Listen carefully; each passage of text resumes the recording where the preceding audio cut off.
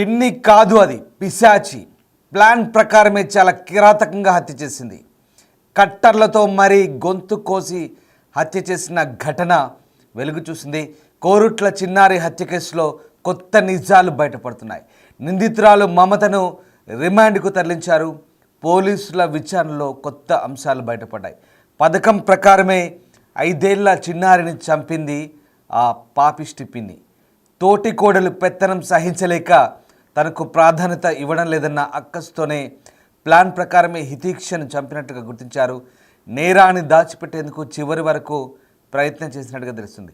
చిన్నారిని హత్య చేసిన తర్వాత బెడ్రూమ్లో డ్రెస్ మార్చుకుంది మమత. అక్కడే చున్నీని మర్చిపోయింది. ఇక ఈ చున్నీని డాగ్ స్క్వాడ్ గుర్తించింది. దీంతో మొత్తం వ్యవహారం బయటపడింది. యూట్యూబ్లో హత్యలు ఎలా చేయాలో కూడా వీడియోలు పరిశీలించింది. శనివారం మధ్యాహ్నమే ఓ కవర్లో కత్తి, కట్టర్, చీరను తీసుకెళ్లి బాత్రూంలో దాచింది మమత. చీకటి పడగానే హితాక్షిని బాత్రూంలో తీసుకెళ్లి హత్య చేసింది. దుబాయ్ వెళ్లేందుకు కరీంనగర్కు షాపింగ్కి వెళ్లారు హితాక్షి అమ్మ. అత్త ఒక్కరే ఉండడంతో హితాక్షి ఈ హత్యకు ప్లాన్ చేసింది. మొత్తం మీద ఆ పాపిష్టి పిన్ని కుట్రలన్నీ కూడా బయటపడ్డాయి. అమాయకురాలైనటువంటి హితాక్షిని హతమార్చిన పిన్ని వ్యవహారంలో కొత్త కోణాలు వెలుగులు చూస్తున్నాయి. ఇక జగిత్యాల జిల్లా కోరుట్లలో జరిగిన ఈ దారుణ ఘటనకు సంబంధించి అనేక అంశాలు పోలీసు విచారణలో వెలుగు చూశాయి. 5 ఏళ్ల చిన్నారిని పిన్ని అయ్యే మహిళ దారుణంగా గొంతు కోసి చంపిన ఘటన మనకందరికీ తెలిసిందే. ఆ చిన్నారి తల్లిదండ్రులతో ఉన్న అసూయతోనే, కేవలం అసూయ కారణంగానే ఈ అఘాయిత్యానికి పాల్పడింది. అంతేకాదు బాలికను చంపేసి ఏమీ తెలియనట్లు డ్రామాలాడిన ఆ కిలాడిని ఎట్టకేలకు పోలీసులు గుర్తించి పట్టుకున్నారు. మనం కొన్ని పాత దృశ్యాలు చూస్తే కనుక ఆ పాపని చంపి మళ్ళీ ఏమీ తెలియనట్టు వాళ్ళ పక్కనే కూర్చొని ఏడుస్తున్న దృశ్యాలు మనం కొన్ని చూడొచ్చు. ఆ సర్కిల్లో ఆమెకు సంబంధించిన దృశ్యాలు మనకు కనబడుతున్నాయి. ఇది ఒక బాక్స్లో చేసి ఈమె మమత ఆమెను చంపి, ఆ హితాక్షిని చంపి నిందితురాలుగా పోలీస్ వ్యాన్లో ఎక్కుతున్న మమతకు సంబంధించిన దృశ్యాలు చూస్తున్నాం. అంతకుముందు ఆమె మర్డర్ చేసి హత్య చేసి తిరిగి కుటుంబ సభ్యులతోనే కలిసి కూర్చొని ఆమె ఏడుస్తున్న దృశ్యాలు మనం చూస్తున్నాం. ఆమె కుటుంబ సభ్యులతో మళ్ళీ ఏమీ తెలియనట్టుగా తల బాదుకుంటూ వాళ్ళ పక్కనే కూర్చొని నంగనాచిలా దొంగ డ్రామాలాడుతూ ఏడుపు లంఘించుకుంది. కుటుంబ సభ్యులతో కలిసి హత్య జరిగిన తర్వాత అయ్యో ఎలా జరిగింది అంటూ ఏడ్చుకుంటూ రోధిస్తున్న దృశ్యాలు కూడా ఆమెను ఎవ్వరూ నమ్మని పరిస్థితి తొలుత. కానీ విచారణలో మొత్తం వాస్తవాలన్నీ కూడా బయటపడ్డాయి. హితాక్షి పిన్నే ఈ హత్య చేసినట్టుగా తెలుస్తుంది. కేవలం కుటుంబంతో ఇవే దృశ్యాలు అంగనాచిలా తిరిగి తల బాదుకుంటుంది. ఏమీ ఆ సర్కిల్లో ఉన్న వ్యక్తే ఆ హితాక్షి పిన్ని మమత. ఈవిడే ఆ పాపిష్టి పిన్ని, ఈవిడే ఆ క్రిమినల్ పిన్ని. చూడండి ఎలా తల బాదుకుంటుందో. ఏమీ తెలియనట్టు అత్యంత కిరాతకంగా మర్డర్ చేసింది. మళ్ళీ వచ్చి ఆ పాప తల్లి పక్కన కూర్చొని ఏ రకంగా దొంగ డ్రామాలు ఆడుతుంది. అసలు వీళ్ళని చూస్తే మనుషులైనా, మనుషులు ఇలా తయారయ్యారా, ఎంతకు దిగజారుతున్నారు, మానవ సంబంధాలు ఎందుకు ఇలా మారుతున్నాయనడానికి ఈ మనుషులను చూస్తే ఏమనాలో అర్థం కాని పరిస్థితి. మీకేమనిపిస్తుందో కామెంట్ బాక్స్లో చెప్పండి. ఆ సర్కిల్లో ఉన్న విజువల్ చూసి ఒక కిరాతకమైన హత్య చేసి కత్తితో గొంతు కోసి కట్టర్లతో గొంతును పూర్తిగా నులిమి హత్య చేసి ఏమీ తెలియనట్టుగా తిరిగి తల బాదుకుంటున్న ఆ వ్యక్తిని చూస్తే మీకేమనిపిస్తుంది? అంత కిరాతకమైనటువంటి దారుణానికి పాల్పడ్డ MBA గ్రాడ్యుయేట్ అయిన ఒక క్రిమినల్ని చూస్తే మీకేమనిపిస్తుంది? కుటుంబ సంబంధాలు ఏ రకంగా దెబ్బతింటున్నాయి, మానవ సంబంధాల్లో ఏ రకమైనటువంటి చీకటి కోణాలు వెలుగు చూస్తున్నాయి. అసలు ఆ పాప ఏం తప్పు చేసింది? కేవలం ఆ తోడి కోడలు కుటుంబం మీద ఉన్నటువంటి అసూయతోనే ఇదంతా చేసింది, అక్కస్తోనే ఇదంతా చేసింది. ఓర్వలేక MBA చదివింది, గ్రాడ్యుయేట్, కానీ బెట్టింగ్లకు అలవాటు పడి, జూదానికి అలవాటు పడి 18 లక్షలు పోగొట్టుకుంది. నువ్వు పోగొట్టుకున్నా, కానీ ఆ పాప ఏం చేసింది? ఆ పాపని అతి కిరాతకంగా యూట్యూబ్లో కూడా చూసింది. ఎలా చంపాలో, మర్డర్ ఎలా చేయాలో కూడా యూట్యూబ్లో సెర్చ్ చేసింది. అంతటి దారుణం. అంతటి దారుణమైన ఆలోచన విధానం, అంతటి నేరపూరితమైన ఆలోచనలు, అంతటి నేరపూరితమైన మెదడుతో కుళ్ళిపోయిన వ్యక్తులతో కూడిన సమాజం ఇది. సొంత పిన్ని. విచిత్రం ఏంటంటే ఇద్దరు కూడా ఆ పాప తల్లి ఈమె ఇద్దరు కూడా వరుసకు అక్క చెల్లెలే. ఇద్దరు చేసుకుంది కూడా కవలని, రామ్ లక్ష్మణ్ అనే వ్యక్తుల్ని చేసుకున్నారు. ఈమె భర్త లక్ష్మణ్ కూడా విదేశాల్లో ఉంటాడు. ఇప్పుడు ఈమె జైల్లో, తండ్రి విదేశాల్లో. ఇప్పుడు ఈమె ఇద్దరు పిల్లలు కూడా, ఈమెకు కూడా ఇద్దరు ఆడపిల్లలు ఉన్నారు. ఈ ఇద్దరు ఆడపిల్లల్ని కూడా ఇప్పుడు ఈమె చేత చంపబడ్డ హితీక్ష ఎవరైతే ఉన్నారో ఆమె తల్లే ఇప్పుడు తిరిగి వాళ్ళని చూసుకోవాల్సిన పరిస్థితి. అంతటి దారుణానికి ఒడిగట్టింది ఈ వ్యక్తి. అభం శుభం తెలియని 5 ఏళ్ల బాలికను గొంతు కోసి దారుణంగా హత్య చేసింది. ఆడుకునేందుకు ఇంటి నుంచి వెళ్ళిన బాలిక అదే కాలంలో మరొకరి ఇంట్లో శవమై తేలింది. బాత్రూంలో రక్తపు మడుగులో శవమై కనిపించింది. కోరుట్లలో చోటు చేసుకున్న ఈ ఘటనకు సంబంధించిన అనేక సంచలనాలు అయితే వెలుగు చూస్తున్నాయి. ఆదర్శ్ నగర్లో నివాసం ఉంటున్న ఆకుల రాములు, నవీన దంపతులకు కుమారుడు వేదాస్, అలాగే 5 ఏళ్ల హితీక్ష ఉన్నారు. రాములు ఉపాధి నిమిత్తం గల్ఫ్కు వెళ్ళారు. నవీన అత్తమామలతో ఉంటుంది. సాయంత్రం కాలనీకి చెందిన పిల్లలతో ఆడుకుంటూ ఉండగా కనిపించకుండా పోయింది. దొంగ పోలీసు పులి ఆట ఆడుకుంటూ అదృశ్యమైపోయింది. ఇతరులకు కనిపించకుండా తప్పించుకొని తిరిగే ఆటను కాలనీలో అందరి పిల్లలతో కలిసి ఆడుకుంటుండగా కనిపించకుండా పోయింది. కొద్దిసేపటి తర్వాత ఇంటికి వచ్చి నానమ్మతో కాలం గడిపినట్లు సమాచారం.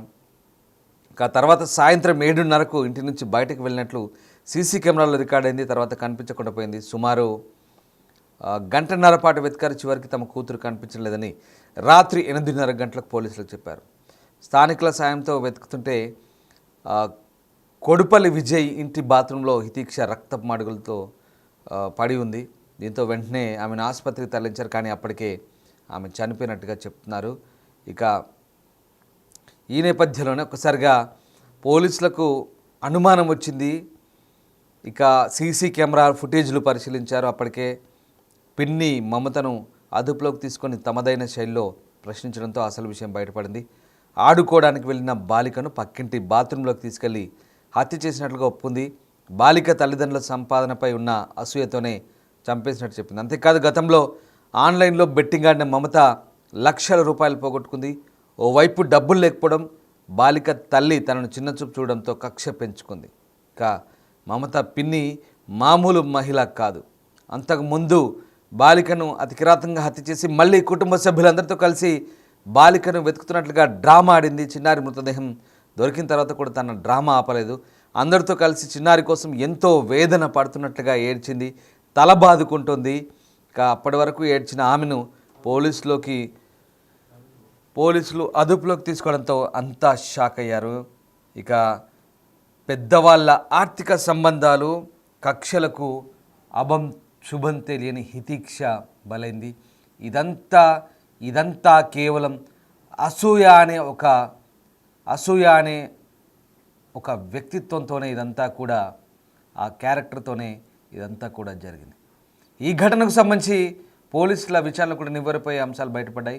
ఇక కుటుంబ సభ్యులు కూడా షాక్ గురయ్యారు. అప్పటిదాకా తమతో కలిసి ఏడ్చిన ఆ కుటుంబ సభ్యురాలే ఈ హత్య చేసిందంటూ కుటుంబ సభ్యులు కూడా ఒక్కసారిగా షాక్ గురై నమ్మలేని పరిస్థితి. కుటుంబ సభ్యులు ఏమన్నారు ఒకసారి చూద్దాం. పాప కనబడట్లేదని చెప్పి మా మరదల కూతురు మాకు ఫోన్ చేయడం జరిగింది.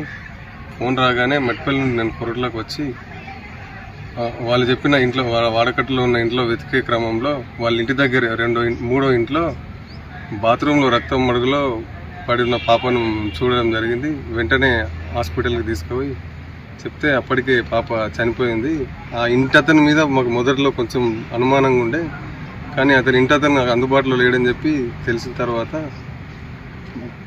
పాప పిన్నే ఇది చేసిందని చెప్పేసి తెలిసి బాధపడడం జరిగింది. దీనిపై పోలీసులు కొంచెం కఠిన చర్యలు తీసుకోవాలని చెప్పేసి కోరుకుంటున్నాను. 5 సంవత్సరాల చిన్న పాపని అసలు ఆమెకు అలా చేయడం ఎలా చేసిందో అంత కర్కశంగా అర్థం కావట్లేదు.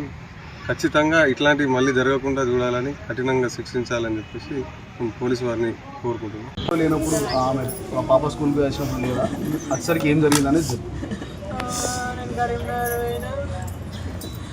కరీంనగర్ షాపింగ్కి వచ్చింది. మా అత్తమ్మ చూసుకున్నది. ఆ పెద్ద పిల్ల వచ్చి నేను భయపడ్డాడట, భయపడితే బాల్ పంపించిందట, ఆడుకున్నదట. స్నానంకు ట్యాప్ ఆన్ చేసి స్నానం అయిందట బాత్రూంలోకి. అంత సరిగ్గా బయట లేదట. అందరు పిల్లలు ఉన్నారు, ఆ మొక్క ఆమె మిస్ అయింది. ఏమైంది అనుకుంటారు మీరు? ఏమైందో ఏమని చెప్పాలా, నా బిడ్డని అమ్మలకు అప్ప చెప్పిన. అమ్మ ఎవరి మీద అనుమానం ఉందా మీకు? ఎవరి మీద? నా గోళ్ళ మీద అనుమానం అని చెప్పాలా. నా బిడ్డల పేరు చెప్పుతుందని అవ్వా దాని బాణంతో నుంచలేరు.